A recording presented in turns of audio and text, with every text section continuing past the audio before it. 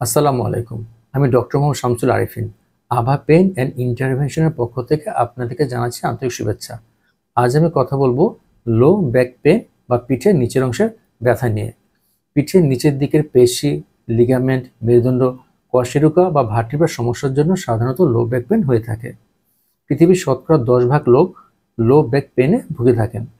আসুন জেনে নেওয়া যাক লো ব্যাক পেইনের প্রধান প্রধান কারণগুলো কী কী। প্রথমে রয়েছে পিঠের পেশিতে চাপ বা স্ট্রেন। সাধারণত ভুলভাবে ভারী কোনো বস্তু উত্তোলন করার চেষ্টা করলে কিংবা ভুল ভঙ্গিতে শরীর আকস্মিক নড়াচড়ার কারণে আমাদের লো ব্যাক পেইন হয়ে থাকে। এছাড়াও একই ভঙ্গিতে অনেকক্ষণ বসে থাকলে কিংবা পড়াশোনা করলে আমাদের পিঠের পেশিতে চাপ পড়ে এবং সেক্ষেত্রে আমাদের লো ব্যাক পেইন হয়ে থাকে। অনেক সময় আমাদের অপারেশনের পরবর্তীতেও লো ব্যাক পেইন হয়ে থাকে। এরপরে রয়েছে আমাদের কাঠামোগত সমস্যা। আমাদের মেরুদণ্ডটি প্রায় 33টি কশেরুকা বা ভার্টিব্রার সমন্বয়ে তৈরি। এই প্রত্যেকটি কশেরুকা বা ভার্টিব্রার মধ্যে ইন্টারভার্টিব্রাল ডিস্ক নামে একটি টিস্যু রয়েছে। এই টিস্যুতে আঘাতই বা প্রদাহই আমাদের লো ব্যাক পেইনের অন্যতম প্রধান কারণ। অনেক সময় টিস্যুগুলো ফুলে যেতে পারে, বেড়ে যেতে পারে কিংবা ফেটে যেতে পারে। তখন আমাদের এই মেরুদণ্ড বা স্নায়ুতে উপর চাপ পড়ে। এগুলো হচ্ছে আমাদের সেই ইন্টারভার্টিব্রাল ডিস্ক বা টিস্যুগুলো। এগুলো যখন হার্নিয়েটেড বা ফুলে গিয়ে আমাদের এই নার্ভগুলোর উপর চাপ প্রয়োগ করে, তখনই যে এই নার্ভগুলো যেসব জায়গায় আমাদের ডিস্ট্রিবিউশন হয় সেখানে আমাদের ব্যথা হতে পারে বা শিরশির অনুভূত হতে পারে। এছাড়াও আমাদের প্রত্যেকটি কশেরুকার মধ্যে কিছু জয়েন্ট আছে, যেমন ফ্যাসেট জয়েন্ট বলি আমরা। এগুলোকে ফ্যাসেট জয়েন্টের এই প্রদাহের জন্য কিন্তু আমাদের লো ব্যাক পেইন হতে পারে।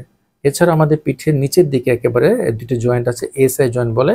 এই জয়েন্টের প্রদাহের জন্য আমাদের লো ব্যাক পেইন হতে পারে। এরপর রয়েছে আমাদের অস্টিওআর্থ্রাইটিস কিংবা আমাদের বাতজনিত কোনো রোগের কারণে আমাদের লো ব্যাক পেইন হতে পারে। এই ক্ষেত্রে আমাদের কার্টিলেজগুলো ক্ষয়ে গিয়ে সংকীর্ণ হয়ে মেরুদণ্ডগুলোকে চাপ দেয় এবং যার ফলশ্রুতিতে আমাদের নার্ভ রুটের উপর চাপ পড়ে এবং আমাদের লো ব্যাক পেইন হতে পারে।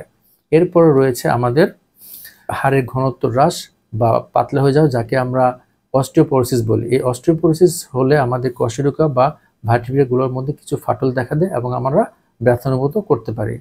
এছাড়াও আরও রয়েছে যেমন আমাদের কোনো কারো মেরুদণ্ডের টিউমার, কিডনিতে সমস্যা, কিডনিতে পাথর কিংবা ডিজেনারেটিভ স্পন্ডাইলোলিস্থেসিস। এই ক্ষেত্রে কশেরুকগুলো একটু সরে গিয়ে আরেকটি কশেরুকের কাছাকাছি চলে যায়, যার ফলশ্রুতিতে আমাদের নার্ভ রুটের উপরে চাপ পড়ে।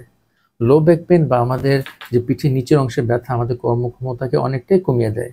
তাই যাদের ঘন ঘন এবং কিছুদিন পর পর লো ব্যাক পেইনের সমস্যায় ভুগবেন, তারা যেন অতি সত্বর ডক্টরদের সাথে যোগাযোগ করবেন। ধন্যবাদ, ভালো থাকবেন।